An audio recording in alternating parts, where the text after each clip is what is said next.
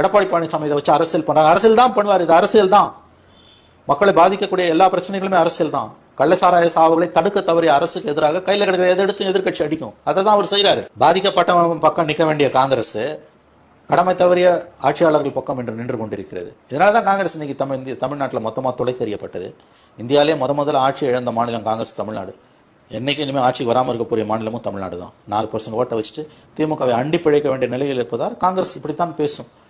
எடப்பாடி பழனிசாமி அரசியல் செய்கிறார், அரசியல் செய்யாம நாங்கள் என்ன அவியலா செய்வோம். இந்த முதலமைச்சர் தான் அன்றைக்கு எதிர்கட்சி தலைவர் அறிமுகம் சொன்னாங்க. ஏங்க 50 பேர் செத்து போயிருக்காங்க, இன்னும் 40 பேர் சாவ கிடக்குறாங்க, 100 பேருக்கு மேல நடுத்தரு குடும்பம் வந்திருக்குங்க.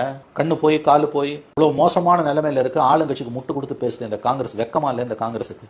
ஏன் காங்கிரஸ் தமிழ்நாட்டில் மக்களால் துடை தெரியப்பட்டதுன்றது இப்ப புரியுது அவங்களுக்கு. எடப்பாடி பழனிசாமி திமுகவை எதிர்க்கிறத பத்தி காங்கிரஸுக்கு என்னங்க கவலை? திமுக திட்டம் எடப்பாடியா? காங்கிரஸ் எதுக்கு திமுக முட்டு கொடுக்குது? எடப்பாடி பழனிசாமி இதை வச்சு அரசியல் பண்றாங்க. அரசியல் தான் பண்ணுவார்.